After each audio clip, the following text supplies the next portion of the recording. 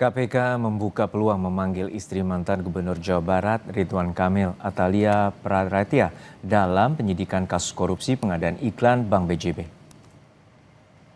Juru bicara KPK Budi Prasetyo menjelaskan penyidikan kasus tindak terpengaruh dengan proses perceraian RK dan Atalia berkaitan dengan pemisahan harta antara Ridwan Kamil dan Atalia sebagai konsekuensi perceraian. KPK akan memanggil Atalia jika memerlukan konfirmasi atau penjelasan dalam mengusut aliran dana maupun aset yang diduga berkaitan dengan perkara korupsi Bank BJB. Budi menegaskan KPK berpegang pada prinsip follow the money dalam setiap penanganan perkara.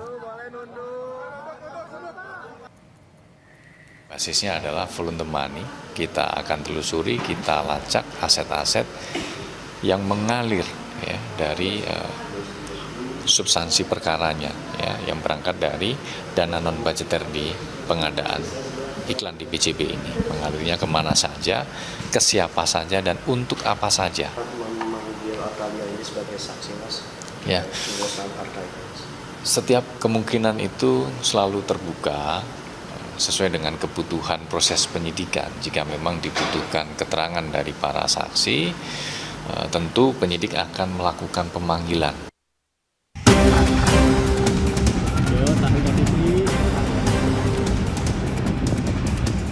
Saya sebenarnya senang karena ini saya tunggu-tunggu untuk memberikan klarifikasi. Saya siap dan mendukung KPK memberikan informasi seluas-luasnya terkait apa yang menjadi perkara di BJB. KPK mendalami keterlibatan mantan Gubernur Jawa Barat Ridwan Kamil atau RK dalam kasus dugaan korupsi pengadaan iklan Bank BJB. KPK menemukan dugaan aliran dana non-budgeter senilai 200 miliar rupiah yang salah satunya mengalir ke Ridwan Kamil. KPK juga menemukan keterkaitan aliran dana dengan aset milik RK yang diduga bersumber dari dana non-budgeter itu. Dana non-budgeter ini bersumber dari sebagian anggaran yang semestinya digunakan untuk belanja iklan di BJB. Tapi sebagiannya sekitar 50% ya, ada 200-an miliar begitu, itu masuk ke dana non-budgeter yang dikelola di Korsek BJB, di mana dana non-budgeter ini mengalir ke sejumlah pihak gitu kan. Nah, di antaranya yang ditelusuri dan diduga adalah mengalir ke saudara RK. Sehingga KPK kemudian melakukan penyitaan.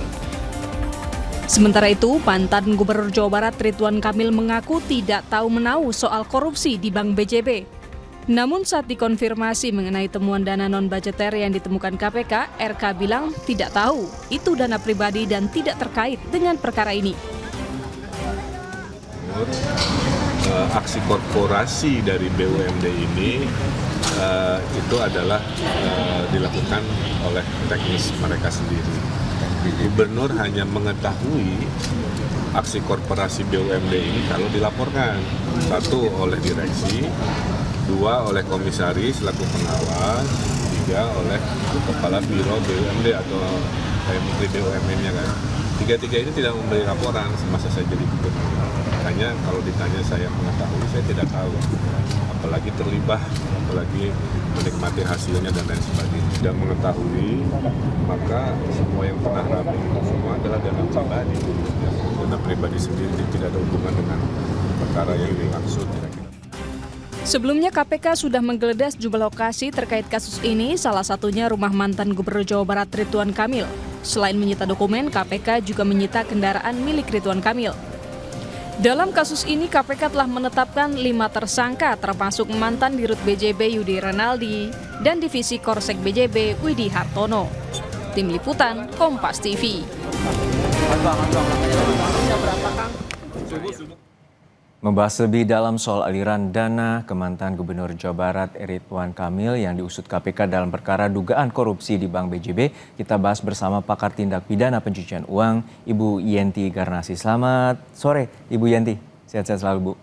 Selamat sore, sehat selalu. Bu Yenti, kita refer ke belakang bahwa ini kasus pengadaan iklan tahun 2021-2023 dan ini ada dugaan aliran dana ke sejumlah pihak. Tadi KPK sudah menggeledah pada bulan Maret lalu dan juga telah memanggil RK pada Desember awal kemarin. Lalu saat ini bagaimana KPK bisa menelusuri aliran-aliran dana ini dari dana non-budgeter bernilai 200 miliar rupiah? Ya, terima kasih. Ini kan agak lama ya, sekarang KPK lambat ya.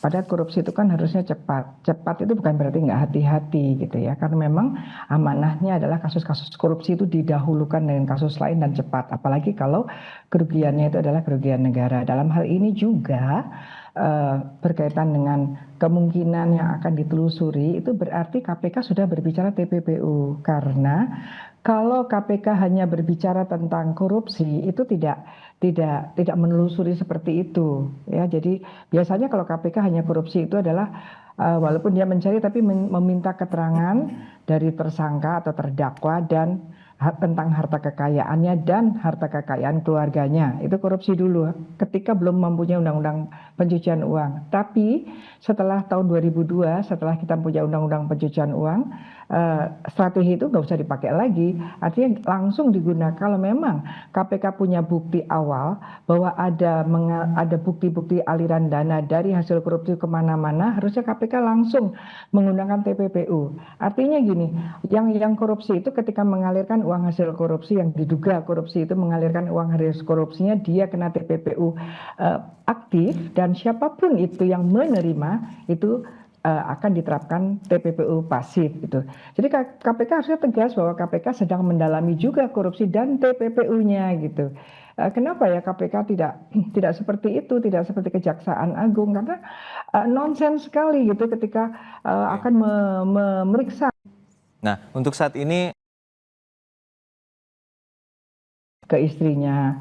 Jadi TPPU pasifnya itu memang untuk orang-orang terdekat. Karena bagaimanapun juga secara moral siapapun, maupun itu istri atau suami seseorang yang jadi tersangka atau terdakwa, tidak boleh menikmati hasil kejahatan. Ketika kita masuk rejim anti pencucian uang, itu kita sudah bicara tentang kita sudah bicara tentang TPPU. Itu yang harusnya dipahami oleh KPK gitu. ya. Dan saat ini sebenarnya KPK telah memeriksa, dan juga saat pemeriksaan RK menyatakan bahwa dia tidak mengetahui terkait dengan kegiatan corporate secretary dari BUMD, terutama BJB, terkait dengan dana non-budgeter 200 miliar lebih ini. Dari pengamatan Anda, sebenarnya bagaimana wewenang dari seorang gubernur untuk mengetahui adanya aktivitas terkait dengan pengadaan iklan, terutama di Provinsi Jawa Barat? Sejauh ini kan KPK sudah lama sekali, mulai Maret sampai sekarang. Saya kira KPK sudah pasti mempunyai bukti tentang itu. KPK mempunyai bukti awal tentang yang bersangkutan ya, walaupun ini semua kan belum ada yang ditahan, baru Ridwan Kamil juga hanya saksi, tetapi harusnya segeralah KPK jangan ragu-ragu ya. Ini masyarakat itu sudah mulai sangat curiga bahwa kalau pelaku-pelakunya itu adalah orang-orang tinggi, orang-orang yang punya, apalagi ada keterkaitan dengan perpolitikan, itu kok enggan gitu. Dan ini jelek sekali ya untuk foto potret pemberantasan korupsi kita gitu. Itu yang mestinya KPK bisalah menjadi harapan kita, apalagi kita baru saja kan hari anti korupsi tanggal 9 Desember kemarin ya, yang gaungnya tidak bergaung dan kemudian sekarang ini juga lambat sekali ya, banyak kasus-kasus yang ditunggu oleh masyarakat. Kalau memang penegak hukum Indonesia memang betul-betul penegak hukumnya itu akan memberantas korupsi, ya tentunya korupsi-korupsi yang sudah jadi PR di masa lalu, tahun-tahun lalu itu harus segera, dan berkaitan dengan uang hasil korupsinya itu kejar pakai TPPU, jangan ragu-ragu. TPPU untuk apa kita punya TPPU? Baik, kita nantikan bagaimana langkah cepat KPK untuk menangani kasus dugaan korupsi pengadaan iklan BUMD atau Bank BJB di Provinsi Jawa Barat tahun 2021 hingga 2023. Sekali lagi terima kasih perspektifnya Ibu Yenti Garnasi, pakar tindak pidana pencucian uang di Kompas Petang.